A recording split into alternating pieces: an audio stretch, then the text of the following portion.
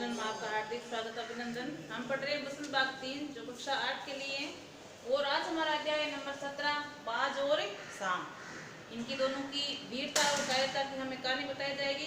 कितना बाज है वो श्वास रखता है और कितनी घायल अवस्था में भी वो उड़ने की कोशिश में किस प्रकार अपने प्राण त्याग देता है। और ये सांप है वो एक गुफा के अंदर ही पड़ा रहता है और कायरता के कारण वो उड़ने की कोशिश भी नहीं करता है।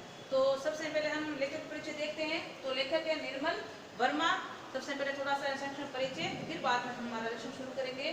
तो जन्म देखें तो उनका जन्म हुआ है 1929 ईस्वी में। होता कहाँ है? शिमला, जो कहाँ है? हिमाचल प्रदेश के अंदर। और ये इनकी शिक्षा कई जगह हुई है। और ये शिक्षा प्राप्त करने के बाद उन्होंने 1990 के तहत देखे हम तो रचनाएं शुरू की है इनकी। तो रचनाओं में परिंदे, जलती झाड़ी, काला पानी, सूखा, इस प्रकार की कई इनकी मुख्य रचनाएं। पुरस्कार भी इन्होंने कई प्राप्त किए हैं। सर्वश्रेष्ठ पुरस्कार में हम देखें तो ज्ञानपीठ पुरस्कार जो कब प्राप्त हुआ है 1999 ईस्वी के अंदर। फिर है पद्म भूषण जो प्राप्त हुआ उनको 2002 के अंदर।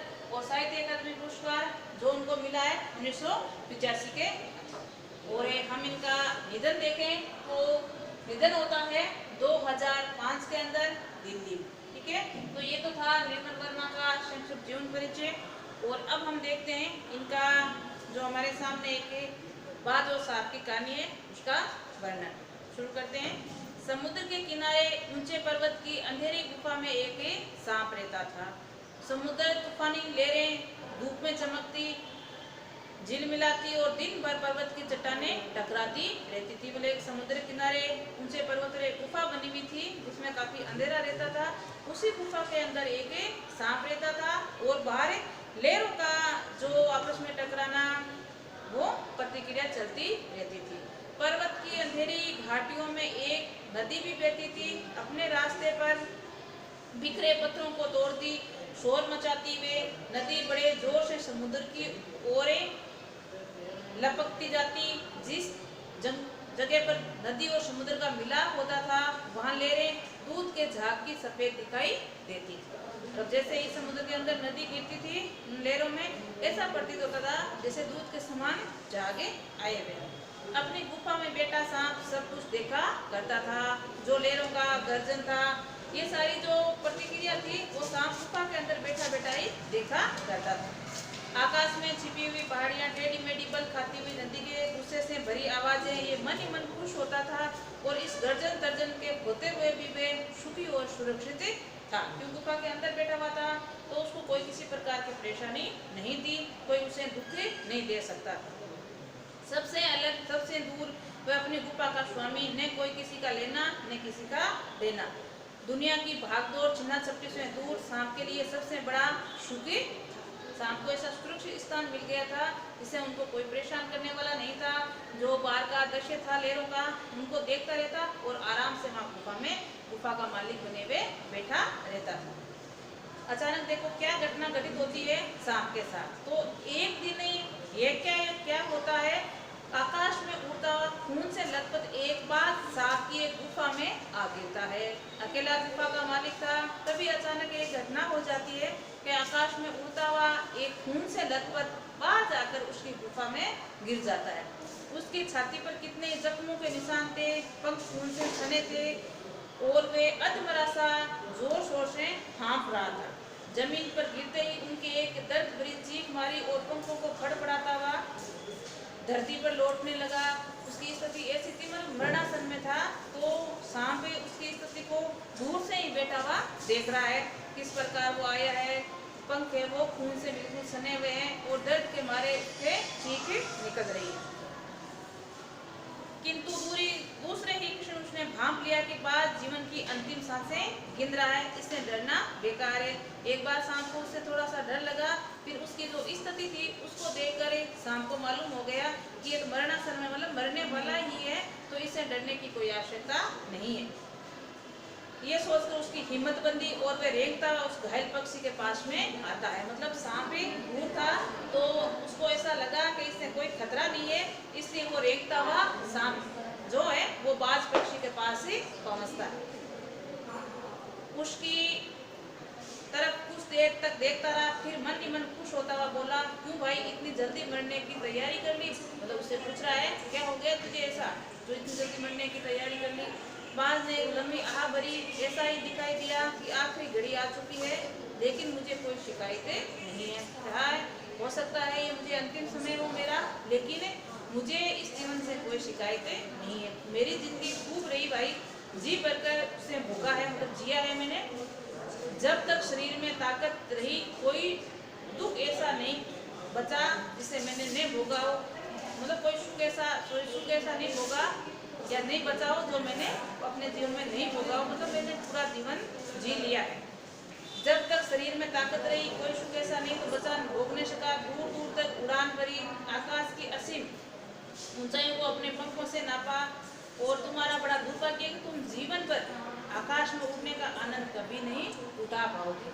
बांझ है वो साहब को बता रहा है कि मैंने पूरा जीवन अपना सुख में जी लिया है, पर और जब तक मेरे अंदर शक्ति थी, ताकत थी, मैंने आकाश की ऊंचाइयों को छुआ है, लेकिन तेरा दुर्भाग्य है कि तू इसे आकाश में उड़ने का आनंद कभी भी प्राप्त नहीं कर सकते। सांप बोला, आकाश को लेकर क्या मैं चाहूंगा, मतलब मुझे आकाश से कोई लेना देना नहीं है, मेरी इतनी इच्छा है कि मैं इस आकाश में उड़ूं। आकाश में आखिर क्या रखा है, क्या मैं तुम्हारे आकाश में रेख सकता हूँ? मतलब आकाश है, मैं अपनी सांप का जो चलना होता है उसको रेखना कहते हैं, कि मैं आकाश में थोड़ी रेख सकता हूँ, ऐसी स्थिति नहीं बन सकती। तो मुझे आकाश में रहने की कोई इच्छा नहीं है, या आकाश में उड़ने की कोई इच्छा नहीं है।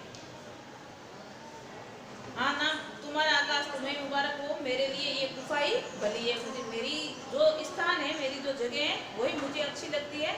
आकाश मुझे नहीं उड़ना है ना रहना है, आकाश तेरा आकाश तुझे ही मुबारक हो। मुझे तो मेरी गुफा ही अच्छी लगती है, और इसी गुफा में मैं आरामदेह और सुरक्षित जगह और कहीं नहीं मिल सकती। जो मैं इस गुफा में महसूस करता हूँ वो ऐसा स्थान मुझे कहीं भी प्राप्त नहीं हो सकता। सांप मन ही मन बाज की मूर्खता पर हंस रहा था। ये सोचने लगा कि आखिर उड़ने वाले और रेंगने वाले बीच कौन सा भारी अंतर है, जो ये अपना सौभाग्य बता रहा है और मेरा दुर्भाग्य, मतलब इतना दोनों में क्या अंतर है? ये उड़ता है, मैं रेंगता हूँ, बराबर ही मानते हैं, ये अपने अपनी है। तो ये ऐसा क्यों कह रहा है कि तेरा दुर्भाग्य है कि तू उड़ नहीं सकता? तुम्हारे आकाश से तुम मुबारक हो। आगे अंत में सबके भाग्य तो मरना ही लिखा है, शरीर मिट्टी का है, मिट्टी में मिल जाएगा। मतलब कोई अंतर तो है नहीं, चाहे उड़ो चाहे रेंगो, अंत में सभी को एक ही हाशिया होना है, मतलब मिट्टी में ही मिलना है। अचानक बाघ ने अपना झुका हुआ सिर ऊपर उठाया और उसकी दृष्टि सांप की गुफा के चारों ओर घूमने लगी। घायल अवस्था में पड़ा था, अचानक वो अपना सिर उठाता है और गुफा को देखता है। चट्टानों बड़ी दरारों में पानी गुफा में टपक रहा था। सीलन और अंधेरे में डूबी गुफा में भयानक दुर्गंध फैली हुई थी, मानो कोई चीज वर्षों से बड़ी बड़ी सड़ गई हो। मतलब गुफा की स्थिति देखकर बाज को बड़ा ही बुरा लगा कि कितने ऐसे दुर्गंध भरे ये सांप रहता है। बाज के मुंह में से एक बड़ी जोर की करुणा चीख फूट पड़ी। आकाश में सिर्फ एक बार आकाश में उड़ सकता था। मतलब उसकी जो स्वच्छंद इच्छा थी आकाश में उड़ने की, वो अभी भी ये चाह रहा था कि अगर मेरे में जरा सी भी ताकत बच जाए या ऐसा मुझे ताकत मिल जाए तो मैं एक बार आकाश में उड़ना चाहता हूँ। बात की ऐसी करुण चीख सुनकर सांप कुछ सिटपटा सा गया। एक क्षण के लिए मन में उसके आकाश के प्रति इच्छा पैदा हुई। अब बार बार सांप बाज इस स्थिति में होने के बाद भी वो आकाश में उड़ना चाहता है, तो एक बार सांप के मन में भी ये इच्छा जगी कि आकाश में ऐसा क्या रखा है कि इस अवस्था में होने के बाद भी बाज उड़ना चाहता है। तो एक बार सांप के मन में भी इच्छा पैदा हुई। उसके वियोग से बाज इतना व्याकुल होकर छटपटा रहा है। उसने बाज से कहा, यदि तुम स्वतंत्रता इतनी प्यारी है तो इस चट्टान के किनारे से ऊपर होकर नहीं उड़ जाने की कोशिश कर सकते हो। कि अगर तुम्हें एक बार तेरी इच्छा है आकाश में उड़ने की, तो चट्टान के किनारे पर थोड़ी सी जगह है, तो तुम इससे उड़ने की कोशिश कर सकते हो। तुम्हारे पैरों में अभी इतनी ताकत बाकी है कि तुम आकाश में उड़ सको, कोशिश करने में क्या हर्ज है। सांप वो बात को समझा रहा है कि अगर तेरी यही इच्छा है या मन से ये इच्छा है कि मैं आकाश में उड़ना चाहता हूँ, तो ये जो चट्टान का किनारा है उससे तुम्हें ऊपर उठने की कोशिश कर सकते हो। बाज ने एक नई आशा जाग उठी। जैसे ही इस प्रकार का सांप के द्वारा उनको मिला वचन, तो वो उसे लगा कि तुम्हें एक बार आकाश में उड़कर देखा जाए। तो वो उसके मन में आशा जगी है, उन्हें दुनिया उत्साह से उसके अंदर हिम्मत आ गई है, तो उत्साह आ गया है, तो उससे से घायल शरीर को घसीटता हुआ चट्टान के किनारे खींच लाया और खुले आकाश को देखकर उसकी आंखें चमक उठी। जैसे उसको खुला आकाश नजर आया तो बड़ा ही अच्छा लगा। उसने एक गहरी लंबी सांस ली और अपने पंख फैलाकर हवा में कूद पड़ा। ये सोचा कि क्यों ना हम उड़े। तो जैसे उसको खुला आकाश नजर आया तो वो बहुत घायल अवस्था में भी उड़ने की कोशिश करता है और अपने पंख फैलाकर हवा में कूद पड़ता है, लेकिन इसकी इतनी शक्ति नहीं थी कि आकाश में उड़ जाए, इसलिए उसके साथ एक दुर्घटना घटित हो जाती है। देखो पढ़ते हैं क्या दुर्घटना होती है। किंतु उनके टूटे पंखों में इतनी शक्ति नहीं थी कि उसके शरीर का बोझ संभाल सके। पत्थर सा उसका शरीर लुढ़कता हुआ नदी में जा गिरा। एक लहर ने उठकर उनके पंखों पर जमे खून को धो डाला और थके मांदे शरीर को सफेद खन में ढक दिया और फिर गोद में समेटकर अपने साथ सागर की ओर ले चली। मतलब बाज की यहाँ मृत्यु हो जाती है, क्योंकि उसकी इतनी पंखों में शक्ति नहीं थी, लेकिन फिर भी वो आकाश में उड़ना चाह रहा था। तो इसी के बीच में वो नदी के अंदर गिर जाता है और उस नदी में उसके प्राण पंखेरु उड़ जाते हैं। लहरें चट्टानों का सिर ढूंढने लगी, मानो बाज की मृत्यु पर आंसू बहा रही हो। लेकिन जो ऐसा कवि का मानना है कि मुझे ऐसा महसूस होता है कि लहरें हैं वो बाज की वीरता पर कि इसने कितना वीर था, इस अवस्था में उड़ना चाह रहा था लेकिन उड़ नहीं पाया, तो उसकी मृत्यु पर आंसू बहा रही है। धीरे धीरे समुद्र के असीम विस्तार में बाद आंखों से ओझल हो जाता है। आंखों से ओझल होना मुहावरा है, मतलब गायब हो जाना। धीरे धीरे देरों के साथ जो बाज है वो आगे चला जाता है। आगे चट्टान की खोखल में बैठा हुआ सांप बड़ी देर तक बाज की मृत्यु और आकाश के इसके प्रेम के विषय में सोचता रहा। बाज की मृत्यु का जो दृश्य था वो सांप अपने गुफा के अंदर बैठा बैठा देख रहा है। आकाश की असीम शून्यता में क्या ऐसा आकर्षण छिपा है जिसके लिए बाज ने अपने प्राण गंवा दिए। अब सांप के मन में ये सोच रहा है कि बाज में ऐसे क्या था, या बाज को आकाश में उड़ना का ऐसे क्या लगन थी जिसने अपने प्राण तक खो दिए। ये सांप को अंदर से महसूस हो रहा है। वह खुद तो मर गया लेकिन अपने दिल का चैन अपने साथ ही ले गया। न जाने आकाश में क्या खजाना रखा है, एक बार मैं भी वहां जाकर उसके रेशे का पता लगाऊंगा। अभी सांप के मन में ये इच्छा जाग उठी है कि बाज ने इस प्रतिक्रिया से उठने की कोशिश की है, तो हो सकता है आकाश में कुछ ऐसा रेशे हो, तो मैं उसको जानना चाहता हूँ। इसलिए सांप एक बार उठने की कोशिश करना चाहता है। तो देखो आपको पता है सांप तो उड़ ही नहीं सकता, लेकिन उसकी जो बाज के प्रति श्रद्धा थी या उसके देख थी, उसके कारण वो एक बार उठने की कोशिश जरूर करता है। और ये कोशिश में एक बार मैंने भी वहां जाकर रेशे का पता लगाऊं, कुछ देर के लिए उसने कम से कम आकाश का स्वाद तो चख लूं, लेकिन अब तो सांप तो उड़े नहीं सकता है। तो ये कहकर सांप ने अपने शरीर को सिकुड़ा और आगे रेंगकर अपने को आकाश की शून्यता में छोड़ दिया। धूप में कुछ भर के लिए सांप का शरीर बिजली की लकीर से चमके गया। मतलब एक बार वो उड़ पाया लेकिन वापिस टकरा कर वो नीचे गिर जाता है। किंतु उसे जीवन पर रेंगना ही सीखा था, वह भला क्या उड़ पाता। नीचे छोटी छोटी चट्टानों पर धब्बे से सांप जा गिरा और ईश्वर की कृपा से बेचारा बच गया, नहीं तो मरने में क्या कसर बाकी थी। सांप हंसता हुआ कहने लगा। सांप ने कहा कि बाज को देखकर मैंने कितनी बड़ी मूर्खता कर ली है। अगर बाज के तरह मैं उड़ पाता, लेकिन मेरे साथ संभव नहीं है, क्योंकि मैंने जीवन पर रेंगना ही सीखा है, इसलिए मैं उड़े नहीं पाता। तो उड़ने की कोशिश की, अगर इस कोशिश में मेरे प्राण उड़ जाते तो मैं कितना मूर्ख बनता। जो उड़ने का यही आनंद है। भर पाया तो पक्षी कितने मूर्ख है, धरती पर सूखे में अनजान रहकर आकाश की ऊंचाई नापना चाहते हैं। अब सांप मन में सोच रहा है कि उड़ने का यही सुख है, तो उड़ने वाले सारे पक्षी वो क्या है, मूर्ख है, क्योंकि उड़ने में यही आनंद है तो कोई उड़ना नहीं चाहता या पसंद नहीं करता। सो उड़ने का अनजान आकाश की ऊंचाई को नापना चाहता है, किंतु अब मैंने जान लिया कि आकाश में कुछ नहीं रखा है, केवल ढेर सारी रोशनी के सिवा वहाँ कुछ नहीं है। शरीर को संभालने के लिए कोई स्थान नहीं है, कोई सहारा नहीं है, फिर पक्षी किस मुद्दे पर इतने डींगे हाँकते हैं। मतलब मैं उड़कर देख लिया है मैंने किस प्रकार में आकाश में उड़ा हूँ। अगर रुकना भी चाहूँ, कोशिश करना चाहूँ, तो ठहरने की कोई जगह ही नहीं बची है। तो जो पक्षी आकाश में उड़ते हैं वे केवल गप्पे ही लगाते हैं, इसलिए धरती के प्राणियों को इतना छोटा समझते हैं। अब मैं कभी धोखा नहीं खाऊंगा। केरा में बाज की देख रेख में या उसकी कहने पर मैं उड़ने की कोशिश की, लेकिन आगे से मैं ऐसा कोई कार्य नहीं करूंगा जिससे मेरे प्राणों पर जाने पड़े। मैंने आकाश देख लिया है, बड़ी बड़ी बातें बनाता था, आकाश के गुण गाता, थकता नहीं था। इसी की बातों में आकर मैंने आकाश में कूद पड़ा था। ईश्वर ईश्वर का भला हो कि मरते मरते बचाऊं। मेरे बात की बातों में आ गया और उड़ने की कोशिश कर ली। ईश्वर का भला हो तो मुझे बचा लिया, वरना मैं आज ही बात के चक्रों में मृत्यु हो जाती है, मर जाता। अब तो मेरी ये बात थी पक्की हो गई कि मैं अपनी खोखले में बड़ा सुख कहीं नहीं है। मतलब जो मेरा स्थान है जहाँ मैं रहता हूँ गुफा के अंदर, उससे बड़ा सुख कहीं नहीं है। धरती पर रेंग लेता हूँ तो मेरे लिए और ही बहुत ही बड़ी बात है। मुझे आकाश की संस्था में क्या लेना देना। मुझे स्वतंत्र रूप से आकाश में नहीं उड़ना है। वहाँ पर न तो छत है, न दीवार है, न रेंगने का कोई जमीन। मैं वहाँ कैसे जा सकता हूँ। मेरा तो सिर चकराने लगा, दिल कांप जाता है, मतलब घबरा जाता हूँ। और अपने प्राणों को खतरे में डालना कहीं की चतुराई नहीं है, तो प्राण अपने खतरे में डालना नहीं चाहता है। सांप सोचने लगा कि बाज अब भागा है, मतलब जिसने आकाश की आज़ादी को प्राप्त करने के लिए अपने प्राण तक त्याग दिए। लेकिन यहाँ लेखक हमें क्या समझाना चाह रहा है कि दोनों की जो कायरता है और वीरता है उसमें अंतर बताया गया। बाज कितना वीर था, ये जिसने मरते दम तक या अपनी इस घायल अवस्था में भी उड़ने की इच्छा रखकर अपने प्राण तक त्याग दिए। लेकिन सांप की कायरता बताई गई है और सांप गुफा के अंदर ही खुशी या सुख भोगना चाहता है, ना कि खुले आकाश के अंदर। कुछ देर के बाद सांप का आश्चर्य का ठिकाना नहीं रहा। उसने सोचा चट्टाने के नीचे एक मधुर रेशमी गीत की आवाज उठी थी।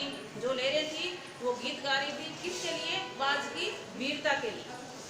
पहले उसने अपने कानों पर विश्वास नहीं हुआ, किंतु कुछ देर बाद गीत स्वर अधिक साफ सुनाई देने लगा। वह अपनी गुफा से बाहर आया और उसने चट्टान के नीचे झांकने लगा। सूरज की सुनहरी किरणों में समुद्र का नीला जल झिलमिला रहा था। चट्टानों को भिगोई हुई समुद्र की लहर को गीत के स्वर उड़ रहे थे। जो लहरें थी वो बाज की वीरता पर गीत गा रही थी। लहरों का ये गीत दूर दूर तक गूंज रहा था। तो ये सांप को अभी पता चला है कि उस बातुरी पर किस प्रकार लहरों ने गीत गाए हैं। सांप ने सुना लहरें मधुर सुर में गा रही थी, हमारा ये गीत उन साहसी लोगों के लिए जो प्राणों को हथेली पर लेकर घूमते हैं। क्योंकि ये एक मुहावरा है आपके, प्राणों को हथेली पर लेकर घूमना तो जान की परवाह न करना। चतुर वही है जो प्राणी की बाजी लगाकर जिंदगी भर खतरे से बहादुरी का सामना करे। मतलब चतुर प्राणी या चतुर व्यक्ति वही माना गया है जो अपने जीवन में खतरों से लड़ता रहे या खतरों के साथ बहादुरी से सामना करे। और निडरबाज शत्रु के लड़ते हुए तुमने अपना कीमती रक्त बहाया, पर वह समय दूर नहीं जो तुम्हारे रक्त की एक एक बूंद जिंदगी के अंधेरे में प्रकाश फैलाएगी। साहस बहादुरी दिलों से स्वतंत्रता और प्रकाश के लिए प्रेम पैदा करेगी। ये लहरों द्वारा बाज की जो निडरता थी, उसका साहस था, उसके लिए कहा गया है। तुम अपना जीवन बलिदान कर दिया, किंतु फिर भी तुम अमर हो। जब कभी साहस और वीरता के लिए गीत गाए जाएंगे तो तुम्हारा नाम बड़े गर्व और श्रद्धा से लिया जाएगा। बाज ने जो अपनी वीरता दिखाई थी उसके लिए कहा गया है कि जब भी कोई बलिदान का या वीरता का काम या नाम लिया जाएगा तो उसमें गर्व से तेरा नाम लिया जाएगा। हमारे गीत जिंदगी में इन दीवानों के लिए जो मरकर भी मृत्यु से नहीं डरते हैं। तो ले रहे गीत गा रही है उनके लिए कि ये गीत उन दीवानों को है जो जिंदगी से मृत्यु के लिए डरते नहीं। तो ये तो था आपके पाठ बाज और सांप से। इससे संबंधित मैं आपको कुछ प्रश्न करती हूँ। जैसे पहला क्वेश्चन है, घायल होने के बाद भी बाज ने क्यों कहा कि मुझे कोई शिकायत नहीं है? घायल होने के बाद भी बाज ने सांप से इसलिए ऐसा कहा क्योंकि वो उन्होंने कहा मैंने मेरा जीवन पूरा स्वस्थता पूर्वक या खुले आकाश में मैंने जी लिया है, तो मेरे में जीवन से कोई शिकायतें नहीं है। लेकिन अभी अगर मेरे अंदर शक्ति है तो मैं एक बार खुले आकाश में उड़ना जरूर चाहता हूँ। बाज जिंदगी पर आकाश में उड़ता रहा, फिर भी घायल होने के बाद भी उड़ना क्यों चाहता था? क्योंकि वो आज़ादी पूर्ण आकाश में ही महसूस करता था या आकाश उसको अच्छा लगता था, इसलिए इतनी घायल अवस्था के बाद भी वो एक बार आकाश में उड़ना अवश्य चाहता था। सांप उड़ने की इच्छा को मूर्खतापूर्ण मानता था, फिर भी उड़ने की कोशिश क्योंकि सांप ने सबसे पहले जब बाज से मिला तो उसने आकाश की जो असीम ऊंचाइयों की बातें की थी, तो उसने सांप ने कहा थी ये मूर्खता है। लेकिन बाज की इस बहादुरी को देखकर, उस वीरता को देखकर सांप के मन में एक बार ये जरूर आया कि आकाश में ऐसा क्या रखा है, मैं आकाश को देखना चाहता हूँ जिसके लिए बाज ने अपने प्राण तक त्याग दिए। इसलिए सांप एक बार उड़ने की कोशिश करता है। बाज के लिए लहरों ने गीत क्यों गाए? उनकी वीरता और साहस के लिए लहरों ने गीत गाए कि इतनी घायल अवस्था में या इस स्थिति में होने के बाद भी उड़ने की कोशिश की और उसी कोशिश में उसके प्राण पंखेरु उड़ जाते हैं, इसलिए लेरों ने गीते गाए। घायल बाज को देखकर सांप खुश क्यों हुआ? घायल बाज को देखकर सांप इसलिए खुश हुआ क्योंकि ये मरण अवस्था में है, इससे मुझे कोई खतरा नहीं है, इसलिए सांप खुश होता है। तो ये था आपके आज का चैप्टर बाज और सांप, ये खत्म होता है। साथ में हमने प्रश्न उत्तर भी कर लिए। तो आज के लिए इतना ही। नमस्कार।